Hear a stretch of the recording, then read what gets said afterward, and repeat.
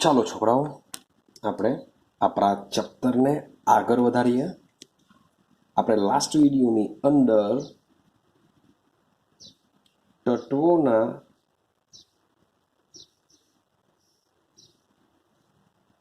ગુણધર્મોમાં આવર્તી વલણો સમજીને આવ્યા. હવે આ જે તત્વોના જે ગુણધર્મ છે એ ગુણધર્મ એકચ્યુઅલી બે પ્રકારના હોય છે. એક હોય છે એના ભૌતિક ગુણધર્મ અને એક હોય છે રાસાયણિક ગુણધર્મ. તો રાસાયણિક ગુણધર્મનો મતલબ શું થાય? કોની સાથે રિએક્શન કરી શકે છે, કયા પ્રકારના સંયોજનો બનાવી શકે છે, એ બધી જ વસ્તુ રાસાયણિક ગુણધર્મમાં આવશે. ઘણું બધું આવશે, પણ રાસાયણિક ગુણધર્મની અંદર આપણે ઘણું બધું ડિટેલમાં ભણવાનું નથી. તો આપણે આ ચેપ્ટરમાં તત્વોના ગુણધર્મમાં જે આવર્તી વલણ છે એ આપણે શું કરીશું? ભૌતિક ગુણધર્મમાં સમજીશું. તો કયા કયા ભૌતિક ગુણધર્મો હોઈ શકે? જેમ કે ગબી એટલે કે ગલનબિંદુ, ઉબી ઉત્કલન બિંદુ, લઈ લેવું ગલન ઉષ્મા, ગલન ઉષ્મા એટલે કે સોલિડને પીગળવા માટેની ઉષ્મા. પછી લઈ લો બાષ્પીભવન ઉષ્મા, બાષ્પીભવન ઉષ્મા લઈ લો. ચાલો, તો આ જે છે આ બી ભૌતિક ગુણધર્મ છે. સાથે સાથે લઈ લઈએ આપણે પરમાણ્વીયકરણ ઉર્જા, એટલે કે અણુમાંથી પરમાણુ બનાવવા માટેની જરૂરી ઉર્જાને પરમાણ્વીયકરણ ઉર્જા કહેશું. તો તત્વોના આ જે ભૌતિક ગુણધર્મ છે જેના વિશે હોય જ છે, ભૌતિક ગુણધર્મ હોય છે, પણ આપણે આના વિશે ભણવાનું નથી. આપણે તત્વોના ભૌતિક ગુણધર્મો સમજીશું, પરમાણુ ત્રિજ્યા ભણીશું, એટલે કે પરમાણુ ત્રિજ્યામાં આવર્તી વલણ સમજીશું, આયનીય ત્રિજ્યામાં આવર્તી વલણ ભણીશું.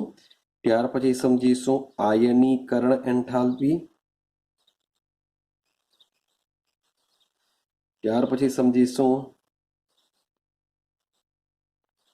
ઇલેક્ટ્રોન પ્રાપ્તિ એન્થાલ્પી સમજીશું, અને લાસ્ટમાં સમજીશું વિદ્યુત ઋણતા.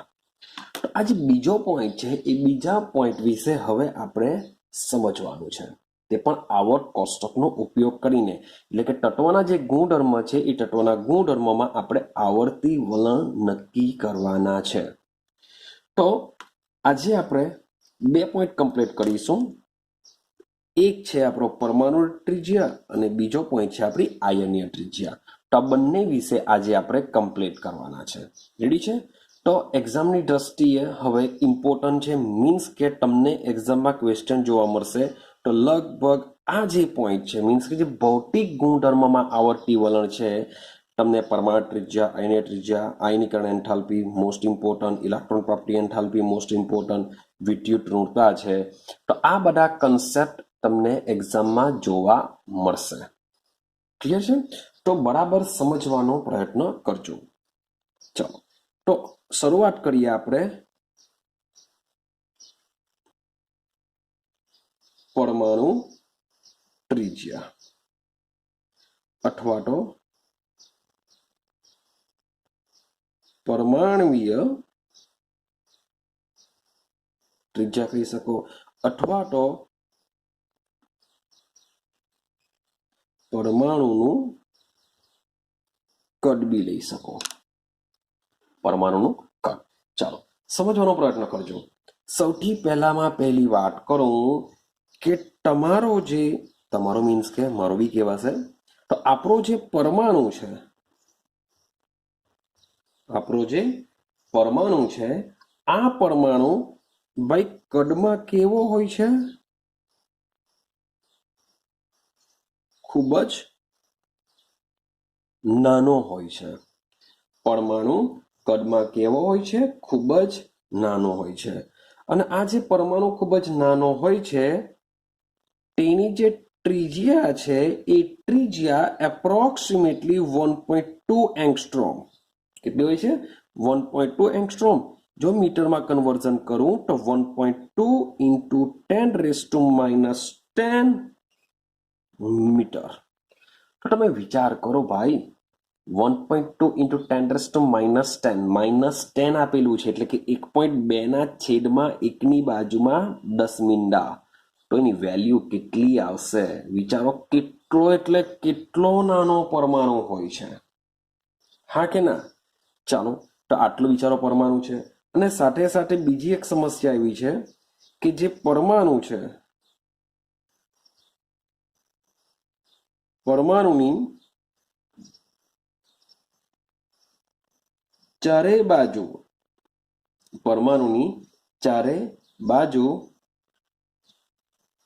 છવાયેલા ઇલેક્ટ્રોનની કોઈ સ્પષ્ટ સીમા નથી. જે આપણે આગાડી સમજીને આવેલા છે કે જે આપણો જે પરમાણુ છે એ પરમાણુના કેન્દ્રની આજુબાજુ ઇલેક્ટ્રોન કેટલા વિસ્તાર સુધી આવેલા છે, મીન્સ કે સાયન્સ સ્ક્વેર દ્વારા આપણે બધું નક્કી કરીને આવ્યા હતા. તો એની કોઈ સ્પષ્ટ સીમા નથી કે ક્યાં સુધી ઇલેક્ટ્રોન આવેલો છે, કારણ કે જ્યાં સુધી છેલ્લો ઇલેક્ટ્રોન હશે ત્યાંથી લઈને પરમાણુના કેન્દ્ર સુધીનું અંતરને કહેવાશે એની પરમાણુય ત્રિજ્યા. પણ જો ઇલેક્ટ્રોન, બિચારો એક તો પરમાણુ એકદમ નાનો છે, અને સાથે સાથે આપણે જે કેલ્ક્યુલેશન કરવાના, મીન્સ કે સમજો મારી પાસે આ કેન્દ્ર છે અને જે ઇલેક્ટ્રોન છે, માની લો કે એકદમ સ્પષ્ટ છે, એવું સમજીએ કે આ જે ઇલેક્ટ્રોન છે, છેલ્લો ઇલેક્ટ્રોન માની લો કે અહીંયા ગતિ કરે છે, તો આ જે અંતર છે એ અંતરને શું કહેવાના? Sorry for that. આ જે અંતર છે એ અંતરને શું કહેવાના? પરમાણુય ત્રિજ્યા કહેવાના. કે છેલ્લો ઇલેક્ટ્રોન થી લઈને કેન્દ્ર સુધીનું અંતરને કહેવાના પરમાણુય ત્રિજ્યા. પરંતુ બે મુસીબત છે. પહેલી મુસીબત કે પરમાણુ અતિ નાનો છે, પરમાણુ નાનો છે માટે તેનું કદ માપવું ભાઈ શક્ય નહીં મળે. બીજું કે પરમાણુની આજુબાજુ જે ઇલેક્ટ્રોનના વાદળો આવેલા હોય છે તેની પણ કોઈ સીમા સપાટી સ્પષ્ટ નથી કે આપણે માપી દઈએ કે ચાલો ભાઈ અહીંયાથી અહીંયા જશે. તો આ બે સમસ્યાઓ મીન્સ કે પરમાણુની ત્રિજ્યા નક્કી કરવા માટે હોય છે, પણ તેમ છતાં બી આપણે માપી તો શકીશું જ. તો આ બે સમસ્યાઓને લીધે આપણે જો પરમાણુનું કદ માપવા જશું તો પરમાણુનું કદ ચોક્કસ રીતે માપી શકાતું નથી. આપણે પરમાણુનું કદ ચોક્કસ રીતે માપી શકતા નથી. ચાલો, તો પરમાણુનું કદ ચોક્કસ રીતે માપી નહીં શકીએ એનો મતલબ શું થાય? કે કોઈ પણ એક પરમાણુનું કદ પ્રાયોગિક રીતે માપી શકતા નથી.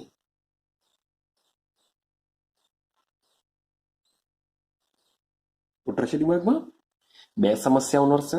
એક તો પરમાણુનું કદ ખૂબ જ નાનું છે, સાથે સાથે પરમાણુની ચારે બાજુ છવાયેલા ઇલેક્ટ્રોનની સીમા સપાટી સ્પષ્ટ નથી, માટે પરમાણુનું કદ ચોક્કસ રીતે માપી શકાતું નથી. ને લખું છું, કોઈ પણ એક પરમાણુનું કદ ચોક્કસ રીતે માપી શકાતું નથી. પણ તેમ છતાં બી એક સિસ્ટમ કાઢેલી છે કે માની લો કે અણુ લઈએ. અણુ શું હશે? કે બે પરમાણુ ભેગા થવાથી બનેલો હશે, માટે એની જગ્યા લખું છું સંયુક્ત અવસ્થા. સંયુક્ત અવસ્થા, અથવા તમે લખી શકો કે અણુમાં સંયુક્ત અવસ્થા અથવા તો અણુમાં રહેલા બે પરમાણુના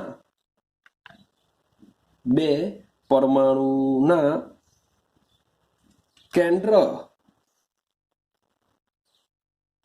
વચ્ચેના અંતરને જાણવાથી પરમાણુય ત્રિજ્યાનો અથવા કદનો અંદાજો કાઢી શકાય છે.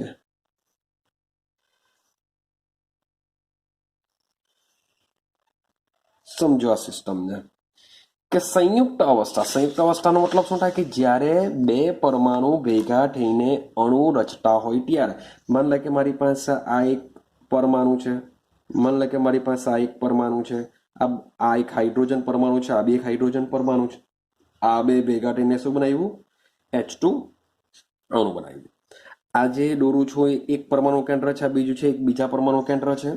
તો તમે આ કેન્દ્રથી આ કેન્દ્ર વચ્ચેનું અંતર આપણે જો જાણી લઈએ તો પણ પરમાણ્વીય ત્રિજ્યા વચ્ચેનો શું કરી શકાય છે? અંદાજો કાઢી શકાય છે. રેડી છે? ચાલો હવે કેવી રીતે અંદાજો કાઢીશું સમજજો.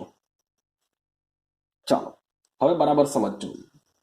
માન લો કે આ જે બંધ જે બને છે, બે પરમાણુ વચ્ચે જે બંધ બને છે એ જુદી જુદી રીતના બંધ બનતા હોય છે. આપણે એ પહેલા બંધની વાત કરીએ તો વાત કરું છું પહેલા સહસંયોજક.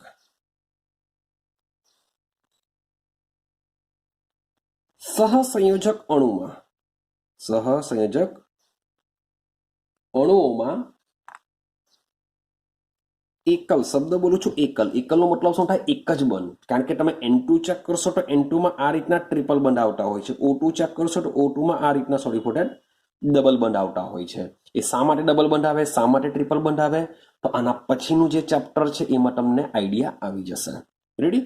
હાઇડ્રોજનની વાત કરીએ, હાઇડ્રોજનમાં આ રીતના સિંગલ બંધ હોય છે, તો આને એકલ બંધ કહેવાશે, અને દ્વિબંધ કહેવાશે, અને ટ્રિપલ બંધ કહેવાશે.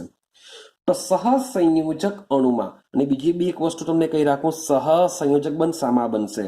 જ્યારે બે પરમાણુ અધાતુ હોય, બંને પરમાણુ અધાતુ હોય ત્યારે સહસંયોજક બંધ રચાતો હોય. એક અધાતુ હોય, એક ધાતુ હોય તો આયનીય બંધ રચાતો હોય. બે ધાતુ પરમાણુ હોય તો ધાત્વીય બંધ રચાતો હોય. આટલું દિમાગમાં યાદ રાખજો. ક્લિયર છે? બે અધાતુ હોય તો સહસંયોજક, એક ધાતુ એક અધાતુ હોય તો આયનીય, અને બે ધાતુ હોય તો કયો બંધ બનતો હોય છે? ધાત્વિક બંધ બનતો હોય છે. તો સહસંયોજક અણુમાં એકલ બંધથી એટલે કે સિંગલ બંધથી જોડાયેલા, વાત તો અણુની ચાલે છે, એકલ બંધથી જોડાયેલા બે અધાત્વીય પરમાણુઓના ભાઈ કેન્દ્ર વચ્ચેના અંતરની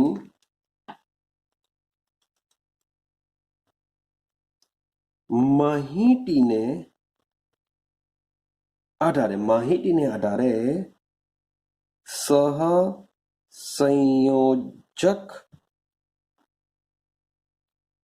ત્રિજ્યા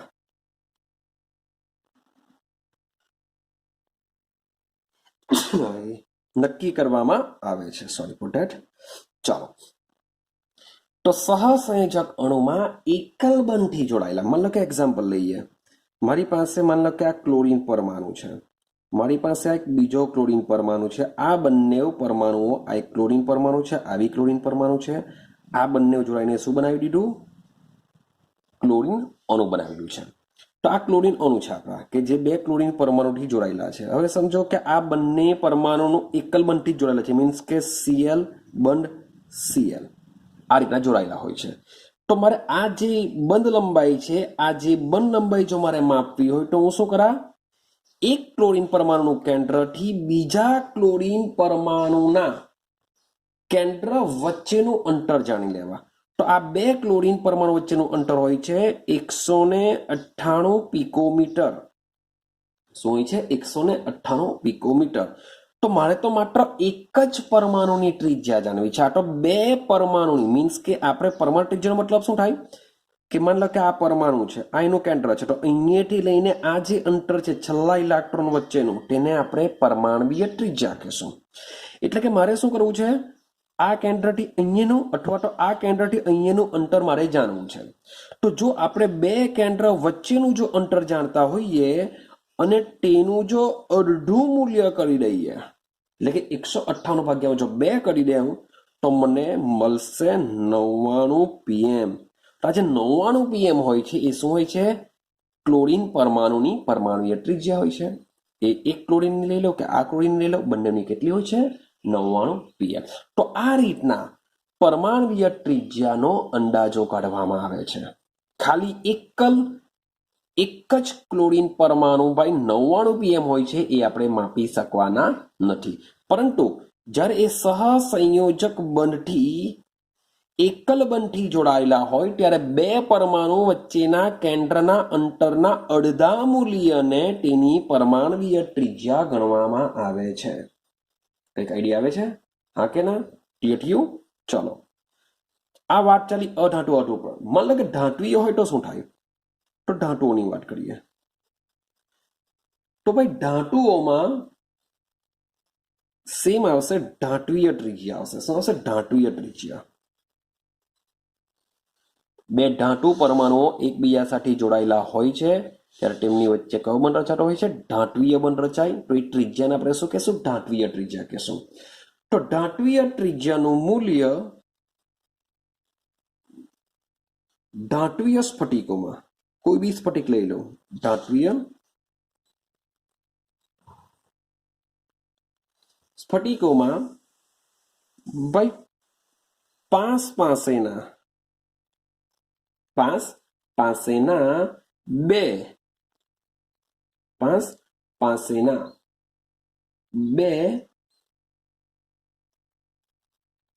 પરમાણુના કેન્દ્રો વચ્ચેના અંતરના અડધા મૂલ્યો જેટલું હોય છે. મીન્સ કે સેમ જે પ્રકારે આપણે સહસંયોજક ત્રિજ્યા વિશે વાત કરી, સેમ એ જ પ્રકારે ધાત્વીય ત્રિજ્યા બી આવશે. પરંતુ ધાતુમાં શું થશે? માન લો કે કોપર પરમાણુની, માન લો કે કોપરનો આ સ્ફટિક છે, તો કોપરનો સ્ફટિક શું કરશે ભાઈ? આ રીતના ઘણા બધા કોપરના પરમાણુઓ શું કરશે? નજીક તેઓ એકબીજા સાથે જોડાયેલા હોય છે. 3 ડાયમેન્શનલ હોય છે. હું માત્ર 2 ડાયમેન્શનલ દોરું છું, સમજો. મતલબ કે આ એક કોપરનો પરમાણુ છે, બીજો કોપરનો પરમાણુ છે, અથવા નીચે સાઈડ લઈ શકો તમે. કોઈ પણ બે નજીક કોપરના પરમાણુ લઈ લો. હવે એક કોપરનું પરમાણુનું કેન્દ્ર અને બીજા કોપર પરમાણુનું કેન્દ્ર, અથવા તમે માની લો કે આને ઉપર નીચે લેવું છે તો આ કેન્દ્ર લઈ લો, આ કેન્દ્ર લઈ લો. તો આ જે અંતર હોય છે એ બે પરમાણુના કેન્દ્ર વચ્ચેના અંતરના અડધા મૂલ્યને તેની ધાત્વીય ત્રિજ્યા કહેવામાં આવે છે. જેમ કે કોપરના બે પરમાણુના કેન્દ્ર વચ્ચેનું જે અંતર હોય છે એ અંતર હોય છે 256 pm હોય છે. કેટલું હોય છે? 256 pm હોય છે. તો અડધું મૂલ્ય તમને કોઈ પણ એક કોપરની પરમાણુ ત્રિજ્યા આપી દેશે, એટલે કે 128 pm શું હોય છે? કોપરની પરમાણવીય ત્રિજ્યા હોય છે. શું હોય છે? 128 કોપરની પરમાણવીય ત્રિજ્યા હોય છે. તો આઈડિયા આવે છે? સેમ આ જ પ્રમાણે માન લો કે હું લિથિયમની વાત કરતો હું, તો લિથિયમની પરમાણુ ત્રિજ્યા કેટલી હોય છે? 152 pm હોય છે. શું હોય છે? 152 pm હોય છે. તો મીન્સ કે આ કેવી રીતના મળી હશે? તો લિથિયમના બે પરમાણુ લઈ લો, આ રીતના નજીક ગોઠવાયેલા હશે. તેમના કેન્દ્ર વચ્ચેનું અંતર જાણી લો, બે પરમાણુના કેન્દ્ર વચ્ચેનું અંતર જાણી લો. એ અંતર કેટલું હશે? આના કરતા ડબલ, 152 ગુણ્યા 2 પિકોમીટર જેટલું એનું શું હશે? અંતર હશે. તો આ રીતના તમારી પરમાણવીય ત્રિજ્યાને ઓળખવામાં આવે છે. તો આપણે બે વસ્તુ સમજ્યા. એક સમજ્યા સહસંયોજક ત્રિજ્યા અને એક સમજ્યા ધાત્વીય ત્રિજ્યા. પણ આપણે આપણા ચેપ્ટરમાં કોઈ પણ પ્રકારની ત્રિજ્યા હોય, એ આયનીય ત્રિજ્યા હશે કે ધાત્વીય ત્રિજ્યા હશે કે પછી સહસંયોજક ત્રિજ્યા હશે, બધી ત્રિજ્યાઓને કહેશું પરમાણવીય ત્રિજ્યા. યાદ રાખજો, કોઈ પણ પ્રકારની ત્રિજ્યા હોય આપણે શું કહેશું?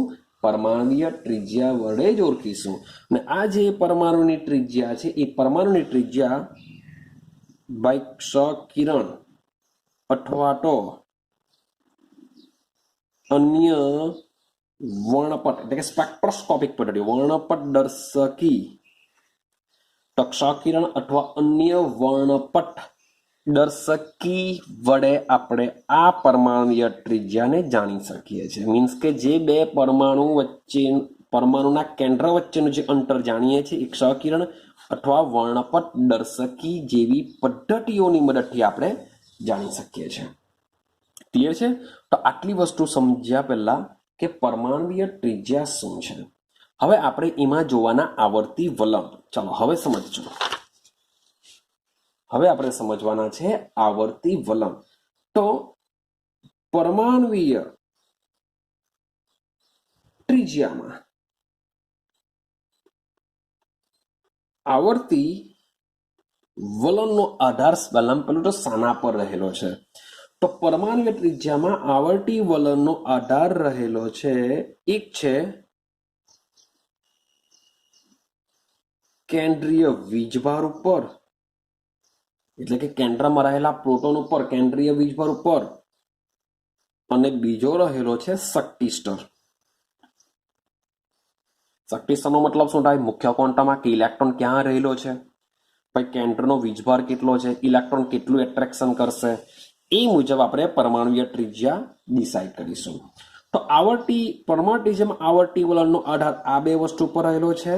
અને આ જે આવર્તી વલણ છે એ બે વસ્તુમાં જોવાના છે. એક તો જોવાના છે આપણે આવર્તની અંદર, અને બીજું જોવાના છે આપણે સમૂહની અંદર. ક્લિયર થાય છે કે પરમાણુમાં આવર્તી વલણ એટલે કે સમૂહમાં પરમાણુની ત્રિજ્યા કેવી રીતના વધે છે, કેવી રીતના ઘટે છે, શું થાય છે. તો એ સમજવા માટે પરમાણુ ત્રિજ્યાનો આધાર રહેલો છે કેન્દ્રીય વીજભાર એટલે કે કેન્દ્રમાં રહેલા પ્રોટોનની સંખ્યા, અને શક્તિ સ્તર એટલે કે મુખ્ય ક્વોન્ટમાર્ક, જે છેલ્લો ઇલેક્ટ્રોન જે મુખ્ય ક્વોન્ટમાર્ક જે શક્તિ સ્તરમાં હોય છે તેના પર બી આધાર રાખે છે. કારણ કે છેલ્લા ઇલેક્ટ્રોનથી કેન્દ્ર વચ્ચેનું જ અંતર આપણે માપીએ છીએ, માટે બંને ઉપર પરમાણુ ત્રિજ્યા આધાર રાખતી હોય છે. હવે આવર્તી વલણ આપણે બેમાં જોવાના, એક છે આવર્તમાં અને બીજો જોવાના સમૂહમાં. રેડી છે? તો સૌથી પહેલા આપણે જોઈએ આવર્તમાં પરમાણ્વીય ત્રિજ્યાનો આવર્તી વલણ. ક્લિયર છે? ચાલો બરાબર સમજવાનો પ્રયત્ન કરજો. હવે વાત કરીએ પહેલા આવર્તની. પહેલા આવર્તમાં બે જ તત્વો છે, હાઇડ્રોજન અને હિલિયમ. એને હું છોડી દઉં છું, બહુ કઈ આઈડિયા નહીં હશે. હવે આપણે સમજવાનો પ્રયત્ન કરીએ બીજા નંબર પર.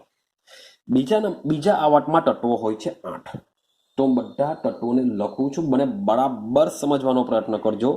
જો આ બીજી આવર્ત આવી ગઈ તો તમને અંદાજો તમે લગાડી દેશો કે એવી રીતના ત્રીજી આવર્ત લઈ લો કે ચોથી આવર્ત લઈ લો કે પાંચમી આવર્ત, એટલે કોઈ પણ આવર્તમાં એક સરખી રીતના આ રીતના થતું હોય છે કે જે બીજી આવર્તમાં જે વસ્તુ તમને જોવા મળશે તેવી જ વસ્તુ તમે બીજી બધી આવર્તોમાં પણ જોવા મળશે.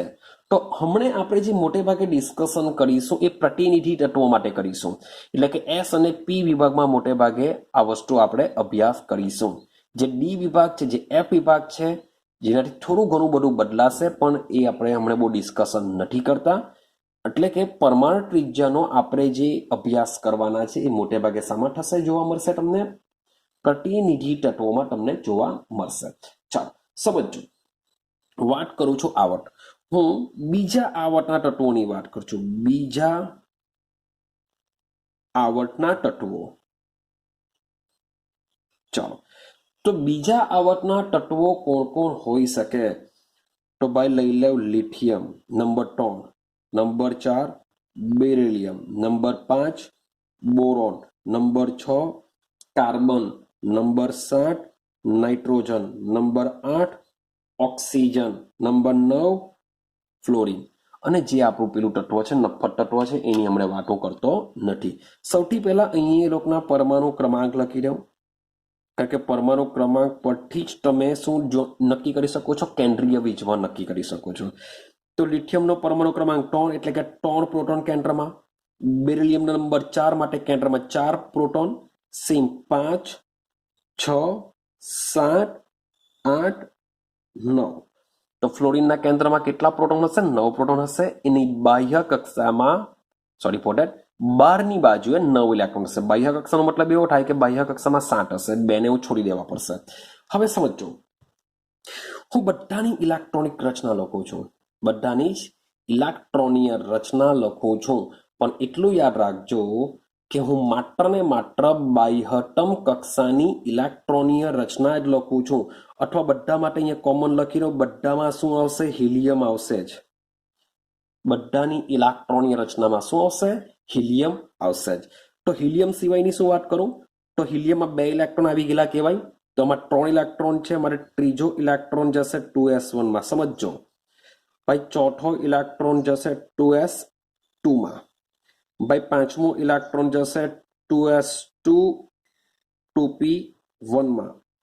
ત્યાર પછી છઠ્ઠો ઇલેક્ટ્રોન જશે 2s2 2p2.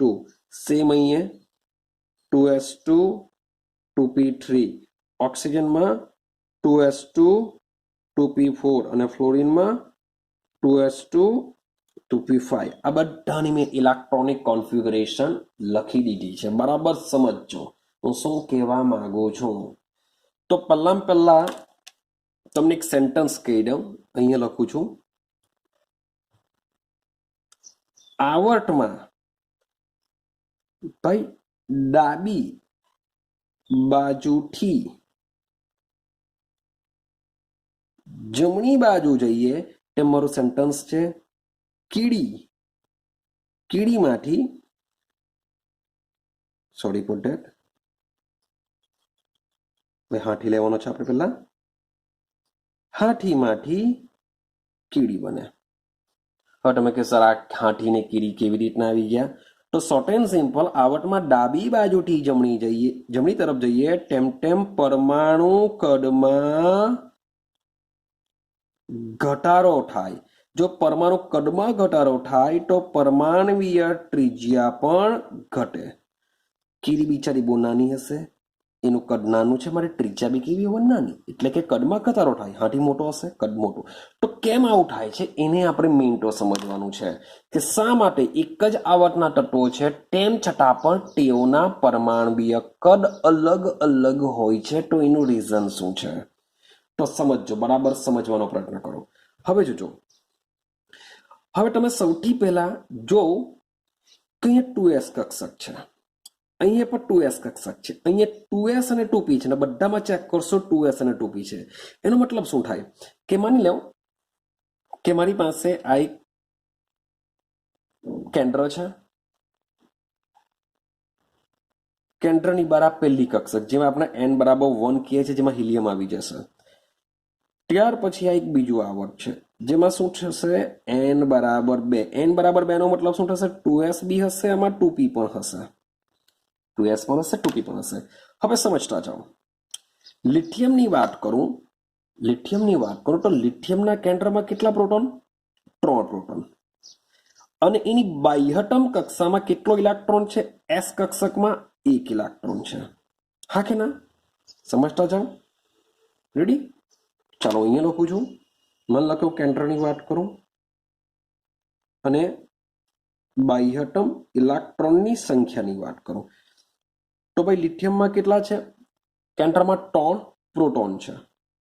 કેન્દ્રનો વીજભાર કેટલો છે, 3 છે. અને બાહ્યતમ કક્ષામાં s કક્ષકમાં કેટલા ઇલેક્ટ્રોન છે, ભાઈ 1 જ ઇલેક્ટ્રોન છે. ભાઈ બેરિલિયમમાં કેટલા, કેન્દ્રમાં 4 પ્રોટોન, એની બાહ્યતમ કક્ષામાં s કક્ષકમાં 2 જ ઇલેક્ટ્રોન છે. s માં કેટલા, 2 ઇલેક્ટ્રોન. તમે સીધા બોરોન પાસે જશો, કેન્દ્રમાં 5 પ્રોટોન, સેમ s માં 2 ઇલેક્ટ્રોન આવશે, હા કે ના, અને p કક્ષકમાં 1 ઇલેક્ટ્રોન આવશે. ઠીક છે, તો સમજતા જાઓ. આ બી 2s કક્ષક છે અને આ પણ 2p કક્ષક છે. મીન્સ કે તમે બધાની ઇલેક્ટ્રોનિક કોન્ફિગરેશન જોશો તો મુખ્ય ક્વોન્ટમ આંક તો બધામાં સેમ રહેશે. જો મુખ્ય ક્વોન્ટમ આંક બધામાં સેમ રહે તો જેમ જેમ આપણે આવર્તમાં ડાબી બાજુથી જમણી, મીન્સ કે અહીંયા 6 જશું, 7 જશું, 8 9 સોન, જેમ જેમ આગળ વધીએ તેમ તેમ વિચારો કેન્દ્રીય વીજભાર વધે છે. જેમ જેમ આગળ વધશો તેમ તેમ શું થાય છે, કેન્દ્રીય વીજભાર વધતો જાય છે. રેડી, 5 6 7 8 9.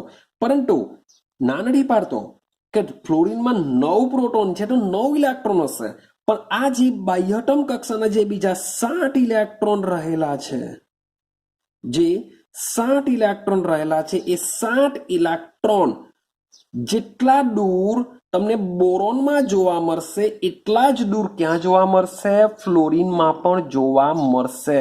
વિચારો જરા કેમ, કારણ કે બોરોનમાં પણ 2s અને 2p કક્ષક છે, જે અંતરે રહેશે તેટલા જ અંતરે ફ્લોરિનના ઇલેક્ટ્રોન પર રહેશે.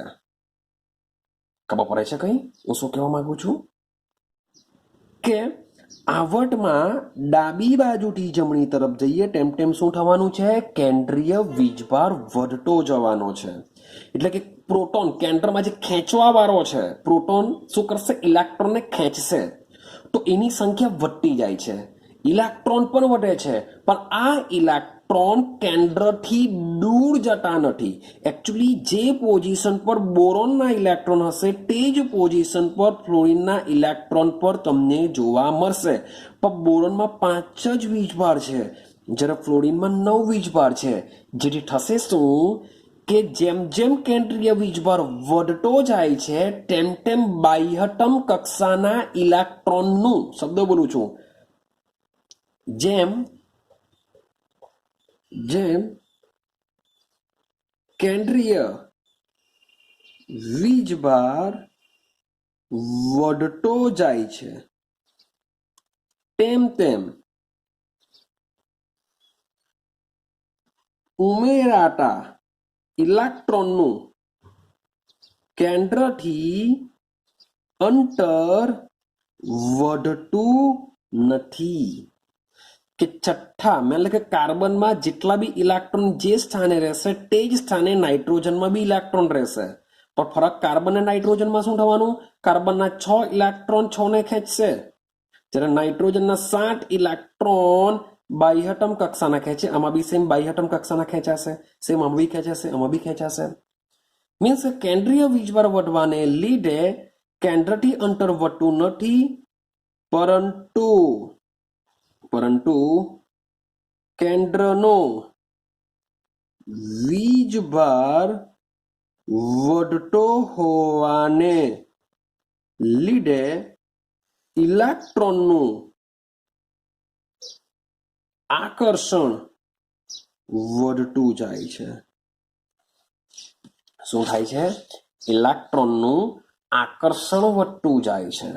કે ઇલેક્ટ્રોન ખેંચાશે કેન્દ્ર તરફ ને ઇલેક્ટ્રોનનું આકર્ષણ વધતું જાય, તેથી પરમાણુ કદ નાનું બનતું જાય છે. પરમાણુ કદ કેવું બનતું જાય? નાનું બનતું જાય.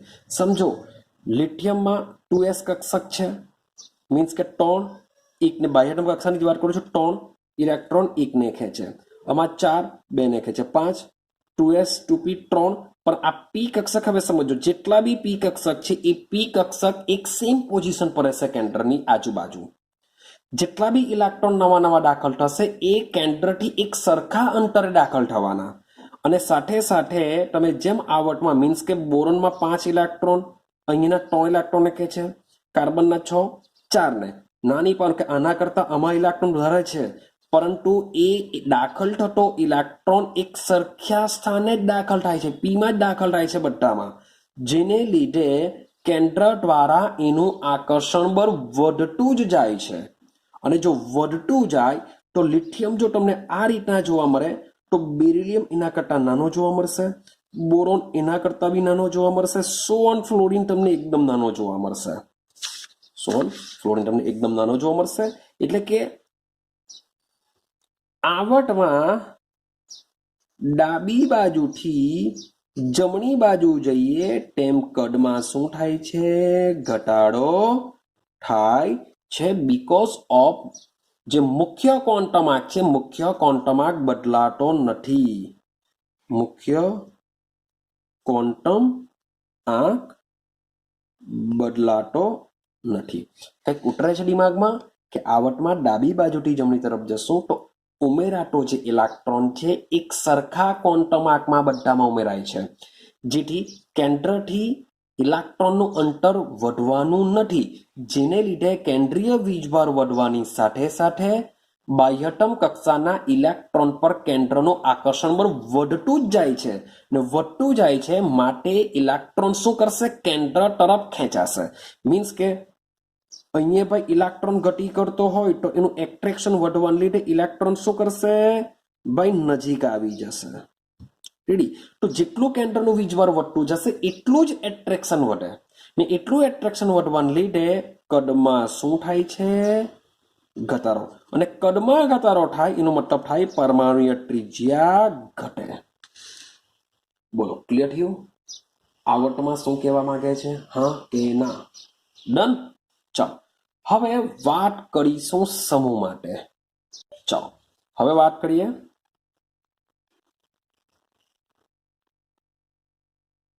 સમૂહમાં આવર્તી વલણ. તો 1 થી 17 સમૂહ લઈ લઉં છું. 1 થી 17 સમૂહ. મોટે ભાગે આપણે 1 થી 2 અને 13 થી લઈને 17માં સમૂહ એટલે જે પ્રતિનિધિ તત્વો છે એમાં મોટે ભાગે આપણે સમજવાનો પ્રયત્ન કરીએ. ઇઝીલી સમજાઈ જશે. તો સમૂહમાં આવર્તી વલણ જોઈએ. ચલો કોઈ બી એક સમૂહ લઈ લઈએ આપણે. જાણે કે લીના કે પહેલો સમૂહ લઈ લઉં. લી, ના, કે, રબ, સાયકલ પર ફરાર. આપણો પહેલો સમૂહ છે. સેમ પહેલા સમૂહના તત્વોના પરમાણુ ક્રમાંકની વાત કરી લઈએ. શું આવશે? 3. ચાલો હવે સોડિયમનો તો આઈ થિંક સો તમને યાદ રહ્યો હશે. સોડિયમનો શું આવશે? 11. પોટેશિયમનો શું હશે? 19. તો તમે વિચાર કરો 3માં કેટલા એડ કર્યા? 8 એડ કર્યા. 11. 11માં કેટલા એડ કર્યા? 8 એડ કર્યા. બોલો હવે શું આવશે? 18 એડ કરવા પડશે. 37 બની જશે. ફરી પાછા શું એડ કરો? 18 એડ કરો. જો 18 એડ કરશો તો બની જશે 55. 32 એડ કરો તો શું થઈ જશે? 87. તો આ પ્રકારે તમે પરમાણુ ક્રમાંક યાદ રાખી શકો છો. મીન્સ કે ગોખાગોખ કરવાની કોઈ જરૂરત નથી. હવે સમજો બધાની બાહ્યતમ કક્ષાની ઇલેક્ટ્રોનિક કોન્ફિગરેશન જોઈએ તો લિથિયમની વાત કરું. Helium, neon, argon, krypton, xenon, radon. Clear છે? ચાલો હવે આમાં શું થશે? 2s1, 3s1, 4s1, 5s1, 6s1, 7s1.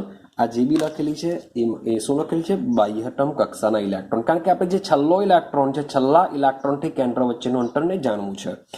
હવે સમજો કે સમૂહ અને આવર્તમાં શું ડિફરન્સિએશન છે. તો મેં તમને શું કીધું? પહેલા વાત આવર્તની કરી કે આવર્તમાં ડાબી બાજુથી જમણી તરફ જઈએ તેમ કદ ઘટે. બીકોઝ ઓફ, કારણ કે ડાબી બાજુથી જમણી તરફ જઈએ તેમ તેમ શું થાય? પરમાણુય ક્રમાંક વધે. ભાઈ પરમાણુય ક્રમાંક વધે તો કેન્દ્રમાં એટલે કે કેન્દ્રીય વીજભાર પણ વધે. પણ દાખલ થતો ઇલેક્ટ્રોન કેન્દ્રથી એક સરખા અંતરે રહે છે. હવે દાખલ થતો ઇલેક્ટ્રોન કેન્દ્રથી સરખા અંતર રહે એનો મતલબ એમ થાય કે મુખ્ય ક્વોન્ટમ આંક n આવર્તમાં બદલાતો નથી. મુખ્ય ક્વોન્ટમ આંક સીધી સિમ્પલ વસ્તુ. જ્યારે આપણે વાત કરી બીજા આવર્તની તો બીજા આવર્તનો આવર્તક્રમ કહીએ છીએ આપણે. આવર્તક્રમ તો બીજા આવર્તનો આવર્તક્રમ કેટલો હોય છે? 2 હોય છે. હું સેમ ત્રીજા આવર્તની વાત કરું તો ત્રીજા આવર્તમાં તેનો આવર્તક્રમ હોય છે 3. તો બીજા આવર્તમાં આવર્તક્રમ એનો 2 હોય એટલે કે જે કક્ષકો હોય એ બી કઈ હશે? 2s હશે, 2p હશે. ક્લિયર થાય છે? તો બરાબર સમજો સમૂહમાં શું થાય. હવે સમૂહમાં વાત કરીશું ઉપરથી નીચે તરફ. સમૂહમાં ઉપરથી નીચે તરફ જતા પરમાણુ ક્રમાંક વધે છે. તમે જોશો 3, 11, 19, 17 પરમાણુ ક્રમાંક વધે છે. જેથી કેન્દ્રમાં વીજભાર પણ વધે છે. ભાઈ વધવાનું કે આમાં 3 પ્રોટોન હશે, આમાં 11, આમાં 19, આમાં 37, આમાં 55, આમાં ફ્રાન્સીમાં 87 પ્રોટોન હશે. કેન્દ્રમાં વીજભાર પણ વધે છે. પણ દાખલ થતો ઇલેક્ટ્રોન નો મુખ્ય ક્વોન્ટમ આંક પણ વધે છે. શું વધે છે? મુખ્ય ક્વોન્ટમ આંક. તમે ચેક કરશો, આમાં દાખલ થતો ઇલેક્ટ્રોન 2s કક્ષકમાં દાખલ થાય છે, એટલે કે મુખ્ય ક્વોન્ટમ આંક 2 છે. આમાં 3s મુખ્ય ક્વોન્ટમ આંક વધી ગયો, આમાં 4s મુખ્ય ક્વોન્ટમ આંક વધી ગયો. એનો મતલબ એમ થાય કે કેન્દ્ર છે, કેન્દ્રથી માન લો કે આ બીજી કક્ષા છે, તો બીજી કક્ષામાં હશે. સમજો આ 1, આ 2, આ ભાઈ ત્રીજી કક્ષા, તો મીન્સ કે સોડિયમમાં ઇલેક્ટ્રોન અહીંયા હશે. સમજો ચોથામાં શું થાય? 1 2 3 4. સમજો કે અહીંનો જે ઇલેક્ટ્રોન છે ચોથા આવર્તમાં હશે. આઈડિયા આવે છે કઈ? મીન્સ કે n બરાબર 5 એટલે કેન્દ્રથી પાંચમા કક્ષામાં હશે ઇલેક્ટ્રોન. આમાં n બરાબર 6 એટલે કે કેન્દ્રથી છઠ્ઠા કક્ષામાં હશે. એટલે કે મુખ્ય ક્વોન્ટમ આંક વધે છે. મુખ્ય ક્વોન્ટમ આંક વધે તો દાખલ થતો ઇલેક્ટ્રોન ભાઈ કેન્દ્રથી દૂર ગોઠવાશે. આટલું ક્લિયર થઈ ગયું? કેન્દ્રથી ક્યાં ગોઠવાશે? દૂર ગોઠવાશે. હવે સમજો બીજી વસ્તુ. ચાલો, હવે તમે જોશો જે બી તત્વની ઇલેક્ટ્રોનની રચના છે તેની આગળ કોણ છે? નિષ્ક્રિય વાયુ છે. નિષ્ક્રિય વાયુ એટલે શું કહેવાય? અંદરની કક્ષાના ઇલેક્ટ્રોન.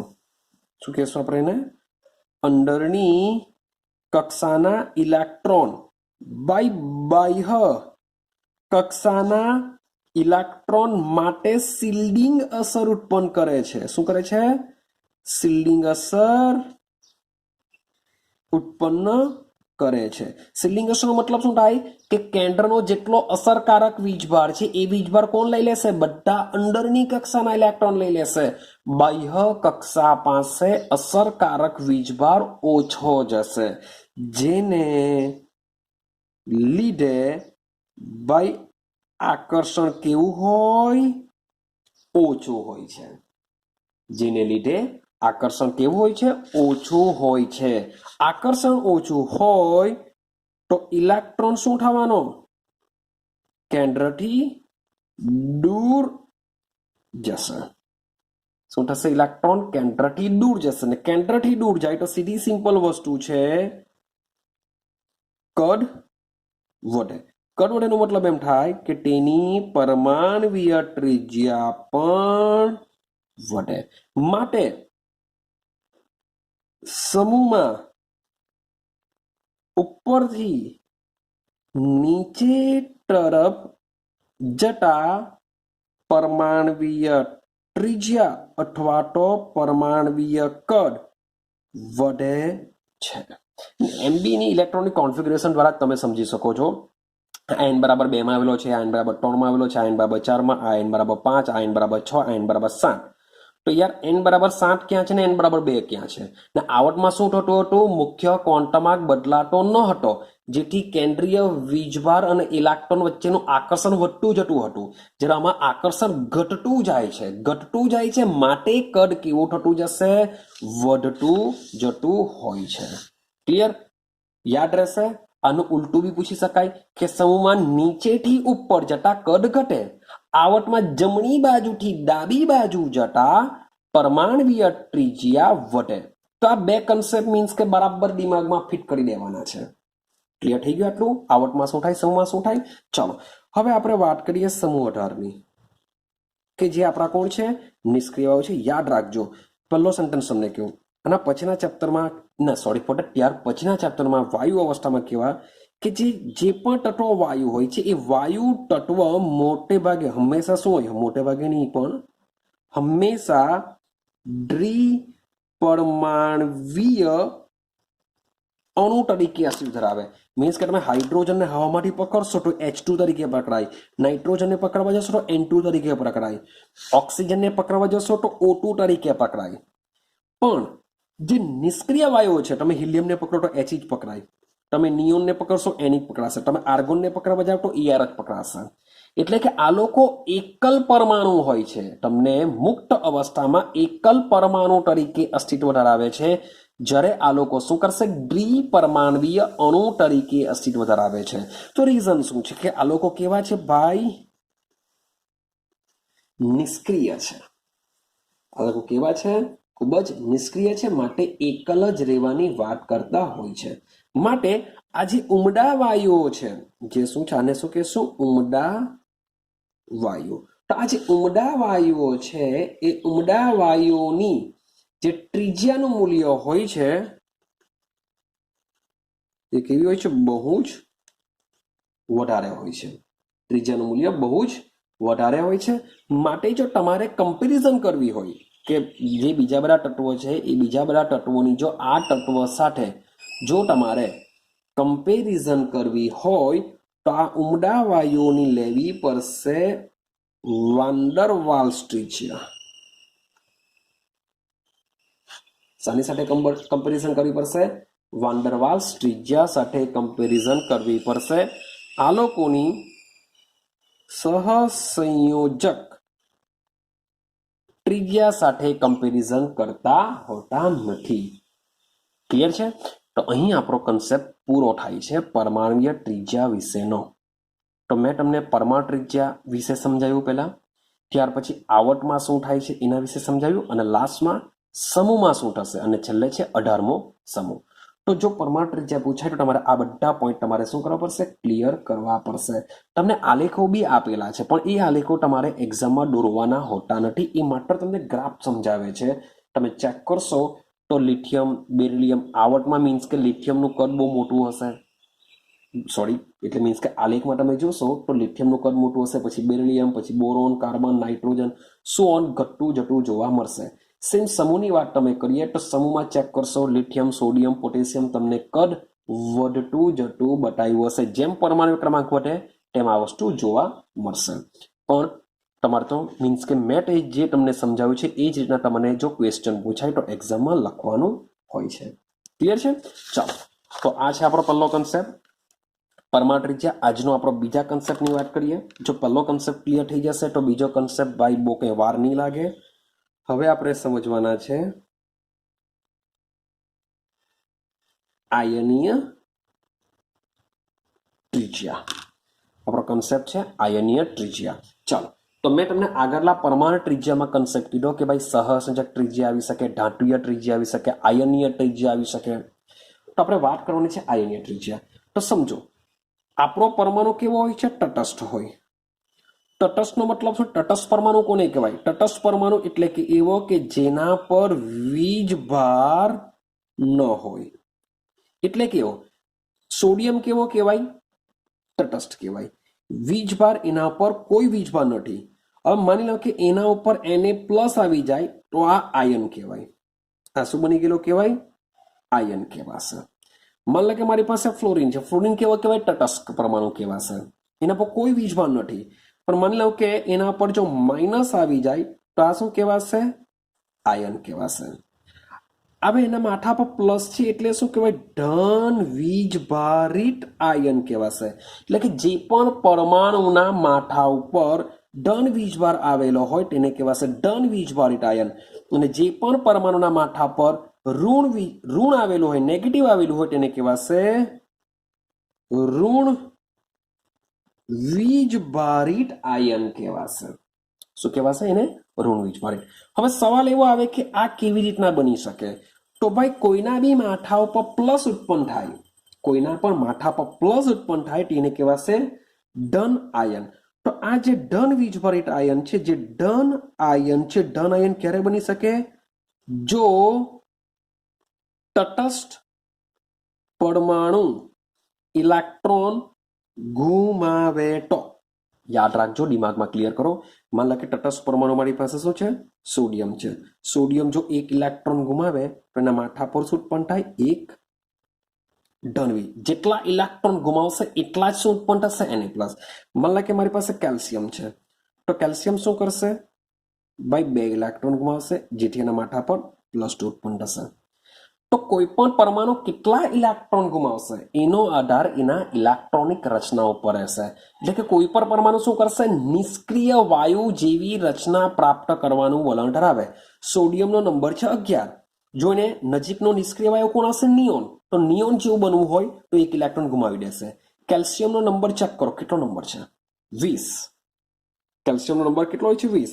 નજીકનો નિષ્ક્રિય વાયુ કોણ? આર્ગોન. આર્ગોનનો નંબર કેટલો છે? 18 છે. તો એ જો 2 ઇલેક્ટ્રોન ગુમાવી દે તો બની જશે Ca+2. તો આ કેવા કહેવાશે? સ્થાયી કહેવાશે. તો કોઈ પણ પરમાણુ કેટલા ઇલેક્ટ્રોન ગુમાવશે એનો આધાર એની બાહ્યતમ કક્ષામાં રહેલા ઇલેક્ટ્રોનની સંખ્યા પર રહેલો હોય છે. તો કોઈ પણ તટસ્થ પરમાણુ જ્યારે ઇલેક્ટ્રોન ગુમાવે છે, જેટલા ઇલેક્ટ્રોન ગુમાવશે એટલા જ એના માથા ઉપર શું ઉત્પન્ન થશે? ધન વીજભાર એટલે કે ધન આયન બનશે. સેમ માન લો કે વાત કરું છું ઋણ આયન. ઋણ આયન કેવી રીતના બને? આના કરતા ઉલટું. જો તટસ્થ પરમાણુ ઇલેક્ટ્રોન મેળવે, ચાલો માન લો કે મારી પાસે તટસ્થ પરમાણુ છે ફ્લોરિન. ફ્લોરિનનો નંબર કેટલો હોય છે? 9 હોય છે. માટે એને જો નજીકના નિષ્ક્રિય વાયુ જેવી ઇલેક્ટ્રોનિક કોન્ફિગરેશન પ્રાપ્ત કરવી હોય તો 1 ઇલેક્ટ્રોનની રિક્વાયરમેન્ટ છે. તો ફ્લોરિન શું કરી શકે છે? 1 ઇલેક્ટ્રોન મેળવીને F- માં રૂપાંતર પામી શકે. રેડી? સેમ લઈ લઉં ભાઈ નાઇટ્રોજન લઈ લઉં. નાઇટ્રોજન નંબર કેટલો હોય છે ભાઈ? 7 હોય છે. નંબર હોય છે 7. જો એને જે નજીકના નિષ્ક્રિય વાયુ નિયોન જેવી જો રચના પ્રાપ્ત કરવી હોય તો 3 ઇલેક્ટ્રોન મેળવશે. તો 3 ઇલેક્ટ્રોન રાખા તો શું બની જશે? N-3. અહીંયા -1 લખો કારણ કે એક જ ઇલેક્ટ્રોન મેળવો. અહીંયા -3 લખો કારણ કે 2 ઇલેક્ટ્રોન મેળવો. સેમ ઓક્સિજનની વાત કરું, નંબર હોય છે 8. જો 2 ઇલેક્ટ્રોન મળી જાય તો નજીકના નિષ્ક્રિય વાયુ જેવી રચના પ્રાપ્ત કરે. તો ઓક્સિજન 2 ઇલેક્ટ્રોન મેળવીને શું બની શકે છે? O-2 બની શકે છે. ભાઈ તમે નાઇટ્રોજનને એમ કહેશો કે ભાઈ તું એક જ મેળવ તો નહીં મેળવે. ફ્લોરિનને કહેશો કે 2 મેળવ તો નહીં મેળવે. ઓક્સિજનને કહેશો કે 1 કે 3 મેળવ તો નહીં કરશે. મીન્સ કે કોઈ પણ તત્વ નજીકના નિષ્ક્રિય વાયુ જેવી ઇલેક્ટ્રોનિક કોન્ફિગરેશન પ્રાપ્ત કરે તે રીતના જ ક્યાં તો ઇલેક્ટ્રોન ગુમાવી શકે છે અથવા ઇલેક્ટ્રોન મેળવી શકે છે. આથી તટસ્થ પરમાણુ ઇલેક્ટ્રોન ગુમાવીને ધન આયન બનશે, ઇલેક્ટ્રોન મેળવીને ઋણ આયન બનતા હોય છે. રેડી છે? ચાલો તો આ રીતના જે ધન આયન ઉત્પન્ન થયો, આ રીતના જે ઋણ આયન ઉત્પન્ન થયા, તે બંને જો ભેગા થાય તો શું બનાવશે? આયનીય બન રચાવશે. શું બનશે? આયનીય બન. તો આયનીય સ્ફટિકોની વાત કરીએ તો આ આયનીય સ્ફટિકોમાં ધન આયન, આયનીય સ્ફટિકોમાં જે ધન આયન છે અને ઋણ આયન. તો આયનીય સ્ફટિકોમાં ધન આયન અને ઋણ આયન વચ્ચેના અંતરનું માપન દ્વારા આયનીય ત્રિજ્યાનો અંદાજ કાઢી શકાય છે. તો આ રીતના આપણે શું કરી શકીએ છીએ? આયનીય ત્રિજ્યા માપી શકીએ છીએ. પરંતુ એવું જોવા મળ્યું છે કે આ જે આયનીય ત્રિજ્યા છે એનું જે વલણ છે એ સેમ પરમાણ્વીય ત્રિજ્યા જેવું છે. જેમ આપણે પરમાણુ ત્રિજ્યામાં વાત કરીને આવ્યા કે ભાઈ આવર્તમાં ડાબી બાજુથી જમણી તરફ જઈએ તો પરમાણુ ત્રિજ્યા ઘટશે. સેમ વસ્તુ આયનીય ત્રિજ્યામાં બી એ જ કન્સેપ્ટ જોવા મળશે કે જે આયનો હોય તો આવર્તમાં ડાબી બાજુથી જમણી તરફ જઈએ તો આયનીય ત્રિજ્યા બી શું થશે? ઘટશે. સેમ સમૂહમાં ઉપરથી નીચે તરફ જઈએ તેમ પરમાણુય ત્રિજ્યા વધે છે. સેમ એ જ પ્રમાણે સમૂહમાં ઉપરથી નીચે તરફ જઈએ છે તેમ આયનીય ત્રિજ્યા પણ વધશે. એટલે કે બંનેના કન્સેપ્ટ શું છે? સેમ કામ કરતા હોય છે. ચાલો તો એ તો મીન્સ કે કોમન છે. હવે જે સમજવાનું છે સમજજો. માનો કે હું વાત કરું છું ધન આયનની. ધન આયન રેડી? તો આ ધન આયન કેવી રીતના બનશે? તટસ્થ પરમાણુમાંથી. શું બનશે? ધન આયન તટस्थ પરમાણુમાંથી બનશે. ભાઈ બાપ બાપ હોતા હે, બેટા બેટા હોતા હે, એના વિશે સમજાવું. તમે એકવાર ટ્રાય કરજો કે ઘરને બાપા જે બહુ મોટા હશે, ઘર તમારું એ ચલાવતા હશે, એમને કેવું જાઓ ઘરની બહાર નીકળી જાઓ. શું નીકળશે? તમને કહેશે ભાઈ તું નીકળ જા. ક્લિયર? બાપ બાપ હોતા હે, બેટા બેટા હોય, જે સમજજો શું કહેવા માંગુ છું. ચાલો માન લો કે મારી પાસે તટસ્થ પરમાણુ છે સોડિયમ. સમજજો બરાબર. મારી પાસે શું છે? તટસ્થ પરમાણુ સોડિયમ છે. સોડિયમ એટલે બાપ કહેવાય. બાપને આપણે બીજો સમાનાર્થી શબ્દ જનક પણ કહી શકીએ. જનક એટલે કે પિતા. આપણે દેશી ભાષામાં બાપ કહીએ. જનક શું છે? પિતા છે. હવે આ જે જનક છે એ જનક છે, માની લઉં કે એક ઇલેક્ટ્રોન ગુમાવીને એને પ્લસમાં રૂપાંતર પામે, એટલે કે સમજો આ એનો છોકરો છે, બાપ આ છોકરો છે, રેડી? તો આ શું છે આપણો ધનાયન, એટલે કે છોકરો છે, ધનાયન. તો આ બે માંથી મોટા કોણ હશે? હવે એની વાત ચાલે છે. આ બે માંથી મોટું કોણ હશે? તો ભાઈ 100%ની વાત છે. મેં તમને પહેલા કીધું કે બાપ બાપ હોતા હે, બેટા બેટા હોતા હે. એટલે કે જનક કરતા એમાંથી બનેલો જે જનિત છે એ હંમેશા કદમાં ભાઈ નાનો જ હોય. શબ્દ જ મૂકી દીધેલો છે મેં, કે તટસ્થ પરમાણુ કરતા એમાંથી જે બનેલો ધનાયન છે. આ તો મેં ખાલી સોડિયમનું એક્ઝામ્પલ લીધેલું, તમે કેલ્શિયમ લઈ શકો, મેગ્નેશિયમ લઈ શકો, વોટ એવર કોઈ બી લઈ લો, જે ધન આયન બની શકતો હોય તેવું કોઈ બી એક્ઝામ્પલ લઈ લો. તો જનક અને કે શું જનક, એટલે કે તટસ્થ પરમાણુમાંથી જ્યારે ધન આયન બને છે ત્યારે જનક કરતા જનિતનું કદ હંમેશા નાનું હોય, એટલે કે આનું કદ નાનું હોય. એનું રીઝન શું સમજો. માન લો કે આ સોડિયમ છે, આમાં માન લો કે આ જે છેલ્લો ઇલેક્ટ્રોન છે, 11મો ઇલેક્ટ્રોન અહીંયા છે, આ કેન્દ્ર છે. આ કેન્દ્રમાં કેટલા પ્રોટોન હશે? નંબર સોડિયમ છે એટલે કે 11 પ્રોટોન હોવાના. આની વાત કરીએ. હવે આમાં જે 10મો ઇલેક્ટ્રોન છે એ અહીંયા હશે, એવું માની ચાલીએ. આ એનું કેન્દ્ર હશે. આ કેન્દ્રમાં પ્રોટોન કેટલા? 11. મીન્સ કે જે બી પ્રોબ્લેમ થશે ઇલેક્ટ્રોનમાં થશે. મેં તમને આગળ બી ચેપ્ટર નંબર 2 માં સમજાવેલા છે કે ભાઈ પ્રોટોન હમણાં મીન્સ કે પ્રોટોન ભાઈ દૂર નહીં થશે, પ્રોટોન જેવા છે તેવા જ રહેશે. આ તો વિખંડન પ્રોસેસ થાય તો જ પ્રોટોન દૂર થાય. તો કેન્દ્રમાં પ્રોટોનની સંખ્યા એઝ ઇટ ઇઝ જેમ છે તેમ જ રહેશે. ઇલેક્ટ્રોન મે બી આવી શકે, જઈ શકે. તો તટસ્થ પરમાણુ સોડિયમની અંદર 11 પ્રોટોન છે કેન્દ્રમાં. એમાંથી જે જનિત બને છે, એટલે કે એક ઇલેક્ટ્રોન ગુમાવીને જે જનિત બન્યો એના કેન્દ્રમાં પણ કેટલા હોય છે? 11 પ્રોટોન હોય છે. હવે આમાં 11 પ્રોટોન 11 ઇલેક્ટ્રોનને ખેંચે છે. 11 પ્રોટોન શું કરે છે? 11 ઇલેક્ટ્રોનને ખેંચે છે. જ્યારે આમાં શું થવાનું કે 11 પ્રોટોન 10 જ ઇલેક્ટ્રોનને ખેંચે છે. કેમ? કારણ કે ભાઈ એક ઇલેક્ટ્રોન તો દૂર થઈ ગયો, તો એને પ્લસમાં શું થવાનું? 11 પ્રોટોન 10 ને ખેંચે. હવે તમે જ વિચાર કરો કે 11 11 ને ખેંચે, ચાલ બરાબર છે, પણ 11 10 ને ખેંચતા હોય તો શું થાય? કદ કેવું થવાનું? ઘટવાનું.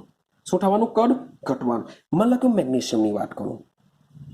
મેગ્નેશિયમનો નંબર છે 12. હવે સમજો એમાંથી બનશે Mg+2. હવે તમને આઈડિયા આવતી હશે કે આમાં 12 કેન્દ્રમાં પ્રોટોન છે, આમાં પણ 12 છે, પણ આમાં 12 ઇલેક્ટ્રોનને ખેંચે, આમાં 10 જ ઇલેક્ટ્રોનને ખેંચે. આમાં શું ખેંચે? 10 જ ઇલેક્ટ્રોનને. તો તમે વિચારો કે આના કરતા આનું કદ કેવું હશે? નાનું હશે. તો તટસ્થ પરમાણુ કરતા તેમાંથી બનેલો જે ધન આયન છે એનું કદ હંમેશા કેવું હોય છે? નાનું. મીન્સ કે બાપ બાપ હોતા હે, બેટા બેટા હોતા હે. પરંતુ એવા કેટલાક છોકરાઓ બી હોય છે કે જે પોતાનું નામ એટલું બધું ઊંચું કરી દે છે કે જેને પોતાના બાપના નામથી નથી ઓળખતા, પણ બાપને એના છોકરાના નામથી ઓળખે છે. લાઈક સચિન તેંડુલકર. તો એના જે ફાધર છે રમેશ તેંડુલકર, તો રમેશ તેંડુલકર જ્યારે જતા હોય ત્યારે એમ નહીં કહેશે કે આ રમેશ તેંડુલકર છે, તો લોકો એમ કહેશે કે આ સચિન તેંડુલકરના ફાધર છે. ક્લિયર છે? એવું નામ બી કરવું પડશે. તો એ કન્ડિશન વિચારીએ. માન લો કે મારી પાસે તટસ્થ પરમાણુ છે ફ્લોરિન. સમજો, બરાબર સમજો. બે કન્ડિશનની વાત કરું છું, ધન આયન ને ઋણ આયન. તો જ્યારે ફ્લોરિન શું કરશે? ફ્લોરિનની ટેન્ડન્સી હોય છે ઇલેક્ટ્રોન મેળવવાની, કારણ કે એને નજીકના નિષ્ક્રિય વાયુ જેવી રચના પ્રાપ્ત કરવાની છે.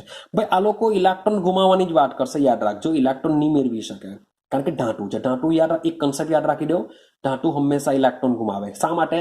તો ભાઈ આના પછીના ચેપ્ટરની રાહ જુઓ. ધાતુ હંમેશા ઇલેક્ટ્રોન ગુમાવે ને અધાતુ ઇલેક્ટ્રોન મેળવે. તો આ અધાતુ કહેવાશે. ફ્લોરિન એક ઇલેક્ટ્રોન મેળવીને શું બનશે? F- બનશે. હવે આમાં જોજો ઊંધી કન્ડિશન કે જ્યારે તટસ્થ પરમાણુમાંથી ઋણ આયન બનતો હોય તો શું થાય? તો લખું છું, તટસ્થ પરમાણુમાંથી જ્યારે ઋણ આયન બનતો હોય ત્યારે કદ હંમેશા વધે, કે જનક કરતા જનિતનું કદ વધે. ક્યારે? ઋણ. કેમ? ભાઈ ચેક કરો, ફ્લોરિનમાં 9 પ્રોટોન, ભાઈ આમાં પણ 9 પ્રોટોન, આના 9 પ્રોટોન 9 ઇલેક્ટ્રોનને ખેંચે, પણ આમાં તો એક માઇનસ થયો, માટે આમાં કેટલા થઈ ગયા? 10 ઇલેક્ટ્રોન થઈ ગયા. એટલે કે 9 પ્રોટોન 10 ને ખેંચે. ઇલેક્ટ્રોનનો જેટલો વધારો થશે એટલું જ કદ શું થશે? વધશે. એટલું જ કદ શું થશે? વધશે. હવે તમે કહેશો સર શું ફરક પડે? દાખલ તો 2p કક્ષકમાં જ થયો ને, કારણ કે 2p કક્ષકમાં શું હતું? 2px2, 2py2, 2pz1 આ રીતના હતું. 2 ને 2 4 ને 1 5 આ રીતના ઇલેક્ટ્રોન હતા. ભાઈ 2s નથી લખ્યા હે મેં, 1s 2s નથી લખ્યું, માત્ર 2p ની વાત ચાલે છે કે એમાં દાખલ થવાનું છે. તો જે છેલ્લો ઇલેક્ટ્રોન દાખલ થશે એ આમાં દાખલ થશે. તો ભાઈ પહેલેથી એક ઇલેક્ટ્રોન હાજર હતો ને બીજો જો દાખલ થાય તો આ બે વચ્ચે શું થવાનું? અપાકર્ષણ થવાનું. અપાકર્ષણ થવાને લીધે આ જે દાખલ થયેલો ઇલેક્ટ્રોન છે શું થશે? થોડોક દૂર ગોઠવાશે. દૂર ગોઠવાશે એનો મતલબ થાય કે આના કરતા તો આનું કદ કેવું થશે? વધશે જ. ઉતરે છે દિમાગમાં? તો બે વસ્તુ તમારે યાદ રાખવાની છે કે તટસ્થ પરમાણુમાંથી જ્યારે ધન આયન બને ત્યારે હંમેશા એનું કદ કેવું થતું હોય છે? નાનું જ બને, નાનું જ બનશે. અને જેટલો પણ ધન વીજભાર વધારે હોય એટલું એનું કદ નાનું હોય. અહીંયા તટસ્થ પરમાણુમાંથી જ્યારે ઋણ વીજભાર બનતો હોય, ઋણ આયન બનતો હોય ત્યારે એનું કદ હંમેશા મોટું હોય. જેટલો વધારે ઋણ આયન બનશે એટલું જ એનું કદ મોટું બનશે. ક્લિયર છે? આ એક કન્સેપ્ટ તમારા દિમાગમાં ફિટ કરજો. હવે એક બીજા કન્સેપ્ટની વાત કરું, એક નાનો અમથો પોઈન્ટ બરાબર સમજજો. માન લો કે મારી પાસે હું થોડાક આયન લઉં, મારી પાસે F માઇનસ છે, માન લો કે મારી પાસે Na પ્લસ છે, માન લો કે મારી પાસે Mg+2 છે, માન લો કે મારી પાસે Al પ્લસ, માન લો મારી પાસે O-2 છે. તો મેં આ બધા થોડાક આયનો લીધા. હવે તમને આયનો વિશે જો કમ્પેરિઝન પૂછાય તો શું થાય? તો સમજો, સૌથી પહેલા પ્રોટોનને છોડી દઉં, ઇલેક્ટ્રોન ગણો. તો ભાઈ યાદ કરો, ઓક્સિજન નંબર છે 8 ને ઉપર -2 છે, તો આમાં ઇલેક્ટ્રોનની સંખ્યા કેટલી હશે? 10 હશે. હા કે ના? ફ્લોરિનનો નંબર હોય છે 9, એટલે કે 9 ઇલેક્ટ્રોન તો પાછો ઉપર માઇનસ છે, એટલે કે આમાં 10 ઇલેક્ટ્રોન હશે. ચેપ્ટર નંબર 2 યાદ કરો. સોડિયમ નંબર હોય છે 11, પોપ પ્લસ છે એટલે 1 ઇલેક્ટ્રોન ઓછા કરો તો 10. મેગ્નેશિયમ નંબર હોય છે 12, તો એમાં 12 ઇલેક્ટ્રોન, પોપ +2 છે માટે 2 ઓછા કરો 10. એલ્યુમિનિયમ નંબર 13 ઇલેક્ટ્રોન અંદર રહેલા હોય પણ ઉપર +3 છે માટે 3 ઓછા કરો 10. તો ભાઈ આ આવી બધી સ્પીસીસ ચેક કરો, આવા આયનો ચેક કરો કે આ એવા આયનો છે કે જેમાં ઇલેક્ટ્રોનની સંખ્યા સરખી હોય છે. તો એવા આયનો કે જેમાં ઇલેક્ટ્રોનની સંખ્યા જો સરખી હોય તો આવી સ્પીસીસને કહેવામાં આવે છે, યાદ રાખજો, સમ ઇલેક્ટ્રોનીય સ્પીસીસ કહેશું. શું કહેશું એને? સમ ઇલેક્ટ્રોનીય સ્પીસીસ. એટલે કે એવા આયનો અથવા એવા પરમાણુ, મીન્સ કે કોઈ પરમાણુ બી લઈ શકાય, એવો કોઈ પરમાણુ બી તમે લઈ શકો છો. માનો કે 11 ઇલેક્ટ્રોન બનાવતો હોય તો અહીંયા Na11 પરમાણુ બી હોઈ શકે. તો મોટે ભાગે આપણે આયનોનું જ લેશું. તો એવી સ્પીસીસ એટલા માટે જ આપેલું છે, જો માત્ર આયનો માટે જ કામ કરતું હતે તો અહીંયા આયન લખતે, સમ ઇલેક્ટ્રોનીય આયન કહેવાશે, પણ લખેલું છે સ્પીસીસ. સ્પીસીસનો મતલબ શું થાય કે તટસ્થ પરમાણુ બી હોઈ શકે, ધન આયન બી હોઈ શકે, ઋણ આયન બી હોઈ શકે. ઋણ આયન બી છે, ધન આયન બી છે, તટસ્થ પરમાણુ બી હોઈ શકે. મીન્સ કે હું નિયોનની કમ્પેરિઝન હમણાં કરતો નથી કારણ કે નિષ્ક્રિય વાયુ છે, કારણ કે એમાં 10 આવશે. રેડી?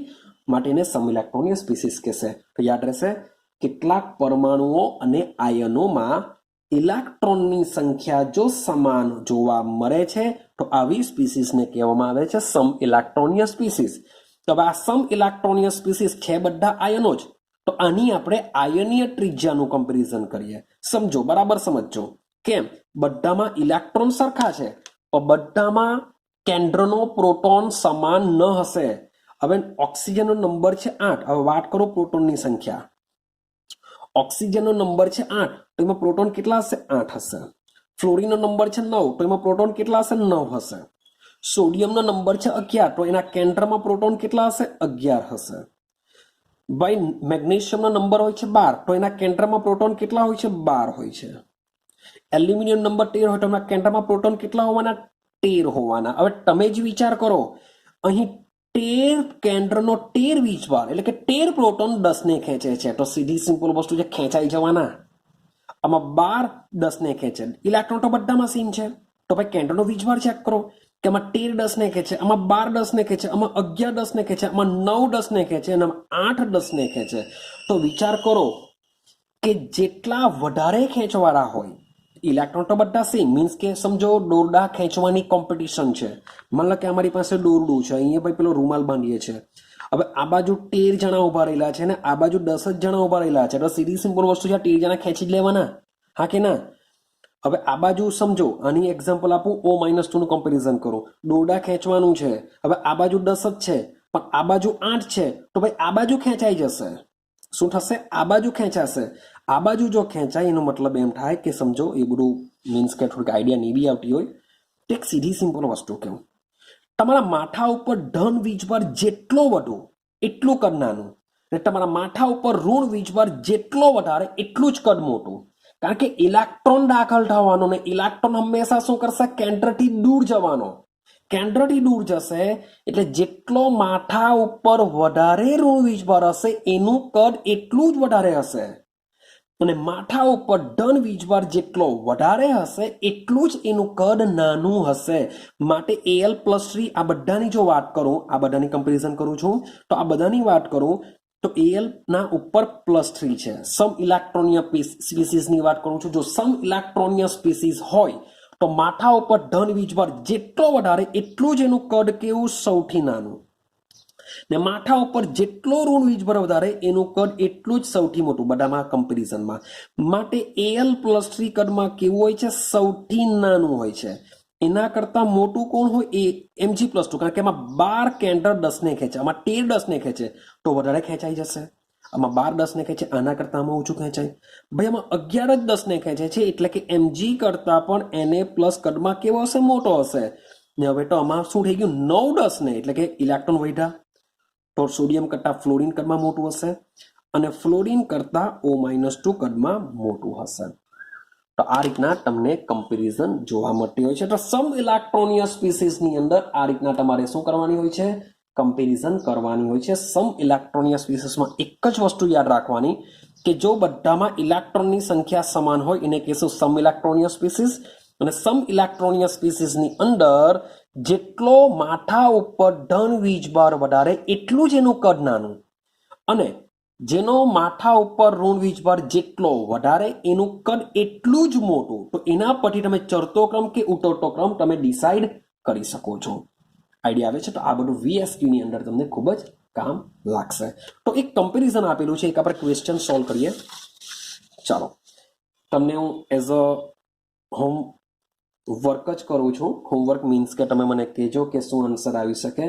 તો તમારે કહેવાની છે, તમને આપેલું છે Mg+2